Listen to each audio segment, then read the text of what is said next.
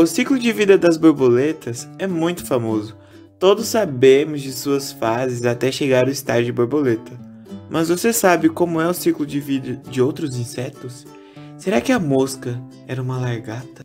Olá galera, meu nome é Marlon e eu e o Vitor somos alunos da Biologia Unicamp e participamos do PIBID. Nesse vídeo, vamos stalkear e puxar sardinha para os animais mais abundantes no ambiente terrestre, os insetos. Esses animais correspondem a 60% de toda a diversidade de seres vivos no planeta. Sim, eles ganham das plantas em número de espécies. São ao todo mais de 1.200.000 espécies diferentes descobertas, mas devem haver mais de 5 milhões que a gente não descobriu ainda, por uma estimativa, e elas habitam só o ambiente terrestre, ou seja, elas não habitam os oceanos. Também, imagina se habitassem, né? Você deve estar pensando, é só o número de espécies, não tem muita relevância. Na verdade não, os insetos também são a maior biomassa do planeta. Isso quer dizer que se a gente secar todos os insetos e todos os humanos e pesar os dois, fazer esse comparativo, os insetos serão muito mais pesados do que a gente. Apesar de toda essa diversidade, esses animais apresentam características em comum e por isso que eles estão no mesmo grupo. De uma forma geral, todos os insetos podem ser identificados por vocês olhando aí 3 partes do corpo, cabeça, tórax e abdômen, assim como 3 pares de pernas, ou seja, 6 perninhas. Toda essa diversidade vai gerar também muitas diferenças, e uma delas é o tipo de desenvolvimento de cada um desses insetos. Como vocês já sabem, tem muitas espécies e podemos separá-las em diferentes grupos baseados no tipo de desenvolvimento. Primeiro a gente vai ter os ametábulos, depois os hemimetábulos e por fim os holometábulos.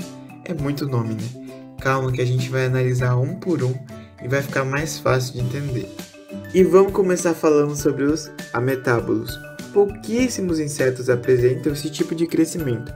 A espécie mais famosa que temos aqui é a Acrotocella devriesiana. Desculpa gente, meu latim tá um pouco enferrujado. É a famosa traça de livro. Sim, esses animais têm seus filhotes idênticos aos adultos. E assim como eles, vão dividir o mesmo ambiente e comer a mesma coisa. Isso mesmo, é a família toda fazendo furinho no seu livro e você que lute. E só para lembrar, traças de parede não são traças de verdade, tá? É apenas um nome popular. Na verdade, elas são holometábulos, outro desenvolvimento. Partimos agora para outro tipo de desenvolvimento, os hemimetábulos.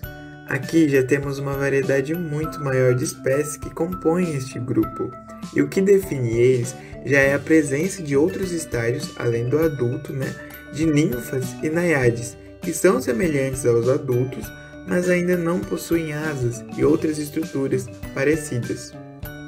Trouxemos para vocês, para ficar mais fácil de entender, o exemplo das libélulas. Esses animais colocam seus lindos ovinhos na água e eles vão eclodir e dar origem às ninfas. Essas ninfas são aquáticas e elas apresentam características muito semelhantes aos adultos, porém não é a mesma coisa, falta estrutura. Ou seja, aqui a gente já nota a presença de uma fase antes da adulta que não é a mesma e que falta estruturas.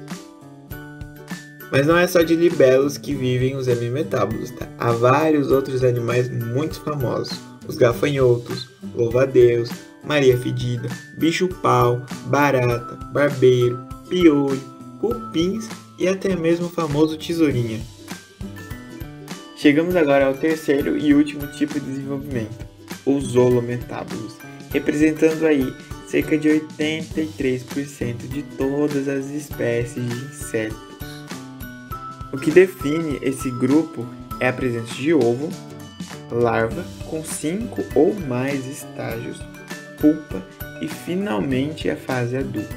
Além disso, os adultos e os jovens vivem em ambientes completamente diferentes, impossibilitando competições entre jovens e adultos. Vamos usar então outro exemplo de inseto para vocês entenderem como que é esse desenvolvimento nos holometábulos. A gente vai pegar aqui um predador voraz do mundo dos insetos, que bota medo nas presas, a chamada Coccinella septempunctata. Desculpa de novo o latim, gente, tá difícil. Ou a famosa joaninha. Seu ciclo de vida, assim como todo holometábulo, se inicia com os ovos, de onde sairão as larvas, e de larvas vamos para pupas, até a fase adulta. No caso da nossa ladybug, a larva apresenta apenas um estágio, mas podem haver vários, como é o que acontece com as moscas. Sim, gente, as moscas apresentam o mesmo tipo de desenvolvimento que joaninhas e borboletas. Todas as três são holometábulos. A diferença se dá no tempo de cada fase e também no número de cada fase.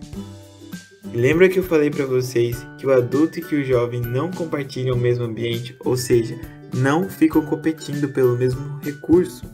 Enquanto a pupa da borboleta está comendo folha e se arrastando por aí, a dona borboleta está voando e se alimentando do néctar das flores. Mundo injusto, né, Brasil?